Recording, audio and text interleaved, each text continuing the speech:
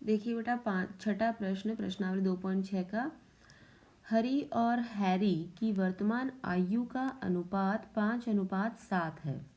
हरी और हैरी दो लोग हैं जिनकी वर्तमान आयु का अनुपात कितना है? 5:7। अब से 4 वर्षों बाद उनकी आयु का अनुपात हो जाएगा 3:4। उनकी वर्तमान आयु ज्ञात कीजिए। हमें उनकी वर्तमान आयु ज्ञात करनी है। तो हमें प्रश्न में जैसा जैसा कहा गया है हम वैसा वैसा लिख देते हैं। देखिए, पहले हरी बोला गया है तो 5 किसकी आयु का अनुपात में आएगा? हरी। और बाद में बोला है हैरी, तो बाद वाला जो लिखा है अंक वो किसकी आयु का अनुपात है? हैरी का। तो अब हम लिखना शुरू करते हैं, हरी और हैरी की वर्तमान। तो हमने इनको x के पदों में मान लेते हैं। माना हरी की आयु, माना हरी की आयु, माना हरी की आयु कितनी है बेटा? 5 तो लिखा ही है, हम इसको x के पदों में x से गुणा करके 5x लिख देते हैं।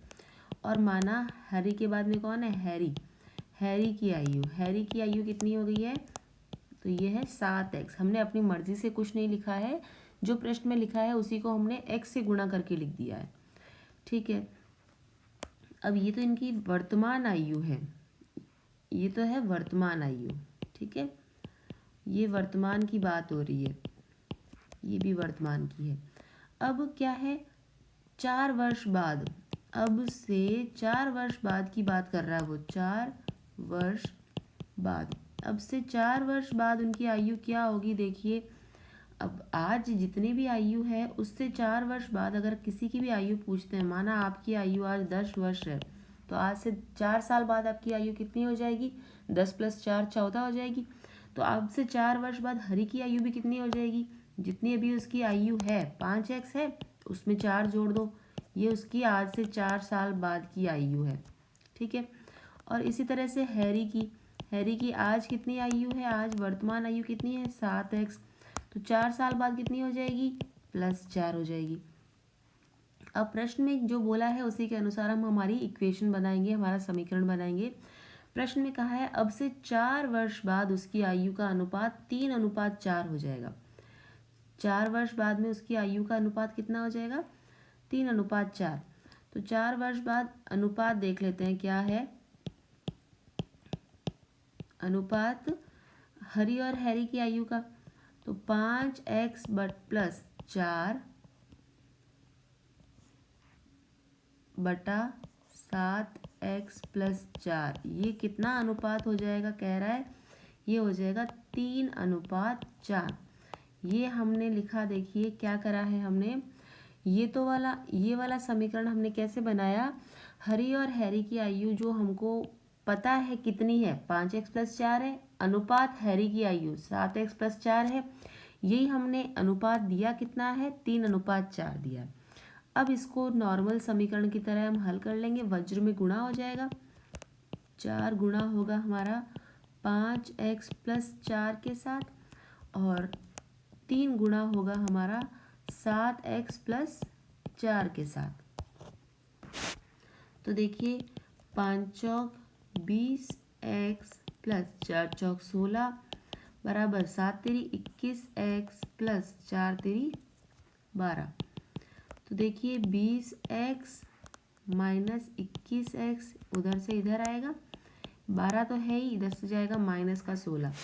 तो ये तो हो गया 20x - 21x, तो कितना हो गया? -x बराबर, ये हो गया 12 - 16 कितना होगा? माइनस का है, इसलिए ये क्या हो जाएगा? -4। तो देखिए -x की वैल्यू आ गई है -4, हमें चाहिए x की वैल्यू, तो दोनों तरफ माइनस है, माइनस से माइनस कैंसिल हो जाएगा, x का मान आ जाएगा 4। अब x का मान 4 आ जाएगा तो हम क्या करेंगे? ये देखिए, वर्तमान आयु पूछी है उनकी, तो वर्तमान आयु कितनी हो जाएगी? ये देखिए, यहाँ पर हम इसके अंदर मान रख देते हैं। हरी की वर्तमान आयु कितनी है? यहाँ पे हम बात कर रहे हैं हरी की वर्तमान आयु पता कर लेते हैं। 5 तो लिखा ही है, गुणा x का मान अभी हमने निकाला 4, तो हरी की वर्तमान आयु हो गई 5 चौक 20 वर्ष। और हरी के बाद में कौन है? हैरी की वर्तमान आयु कितनी हो गई? 7 गुणा x का मान निकला 4, 7 चौक 28 वर्ष। तो ये दोनों हमारे उत्तर आ गए। हरी और हैरी की आयु का अनुपात आ गया। ये देख ली, हरी की आयु कितनी है हमारी 20 वर्ष और हैरी की आयु कितनी आ गई हमारी 28 वर्ष। ठीक है, यही पूछा था, उनकी वर्तमान आयु ज्ञात कीजिए। वर्तमान आयु होगी हरी की 20 और इसकी 28 वर्ष। देखिए बच्चों, 7वां प्रश्न प्रश्नावली 2.6 का कक्षा 8 का, एक परिमेय संख्या का हर उसके अंश से 8 अधिक है। क्या कहा गया है प्रश्न में? अंश जो है, हर जो है उसके अंश से 8 अधिक है। यदि अंश में 17 जोड़ दिया जाए तथा हर में से 1 घटा दिया जाए तब हमें 3/2 प्राप्त होता है। वह परिमेय संख्या ज्ञात कीजिए। हमें कोई परिमेय संख्या ज्ञात करनी है जिसके बारे में प्रश्न में कहा गया है। तो देखो, एक परिमेय संख्या का हर उसके अंश से 8 अधिक है। अब इसका अंश कितना है हमें नहीं पता, हमें सिर्फ इतना पता है कि जो उसका हर है उसके अंश से 8 अधिक होगा। तो देखो यहाँ पे तुलना किससे करी गई है? अंश से तुलना करी है। जिससे तुलना करती है उसी को हम मान लेते हैं। जब हमें x मानना होता है, यहाँ पे हमें किसी न किसी को x मानना होगा। अंश या हर में से हमें किसी एक को x मानना होगा। तो हम किसे अंश या हर में से किसको हम x मानेंगे? देखिए, हम अंश को हम लिखेंगे, माना उस परिमेय संख्या का अंश कितना है। अंश हम मान लेते हैं x है। अंश को ही x क्यों मान रहे हैं? अंश को x इसलिए मान रहे हैं क्योंकि अंश से जो उसका हर है उसकी तुलना अंश से करी गई है कि उसका हर जो है उसके अंश से 8 अधिक होगा। तो अगर हमने माना अंश x है तो हर कितना हो जाएगा? इससे 8 अधिक, यानी x + 8। तो अब परिमेय संख्या आपको पता ही है क्या होती है? परिमेय संख्या होती है अंश बटा हर। परिमेय संख्या क्या होती है? अंश बटा हर के रूप में होती है परिमेय संख्या। तो यहाँ पे देखिए x बटा हर कितना है? ये। तो परिमेय संख्या जो होती है वो p/q के रूप में होती है, जहाँ q 0 नहीं होता। यहाँ पे अंश और हर ये हो गए। अब प्रश्नानुसार अकॉर्डिंग टू क्वेश्चन, प्रश्न क्या कह रहा है? यदि अंश में 17 जोड़ दिया जाए, अंश कितना है हमारा? ये हमारी परिमेय संख्या है। ठीक है, अब क्या कहा? यदि अंश में 17 जोड़ दिया जाए और हर में से 1 घटा दिया जाए। हर में से कितना घटा दिया जाए? 1। तो हमें 3/2 प्राप्त होगा। तो मैं क्या लिख दूँ? 3/2। अब ये क्रॉस में गुणा हो जाएगा। देखिए, 2 तो गुणा होगा किससे? x + 17 से, और 3 गुणा होगा किससे? देखिए, x + 8 - 1। तो ये कितना हो जाएगा? 8 - 1 कितना हो जाएगा? 7। तो ये हो जाएगा x + 7। अब हमें इससे गुणा करना है। ये हो गया 2x + 17 दूनी 34 बराबर 3x + 7 तिरी 21। अब देखिए, x वाले पद एक तरफ, बिना x वाले एक तरफ। इधर से प्लस का पद इधर आ गया माइनस का हो गया, और ये 21 इधर से आ गया माइनस का 34। तो 2x - 3x तो आ गया माइनस का x बराबर 21 - 34 आ गया माइनस का 13। बड़ी संख्या माइनस की है इसलिए माइनस का चिन्ह आया, माइनस का 13। अब -x का मान निकला है -13। हमें मान निकालना है x का।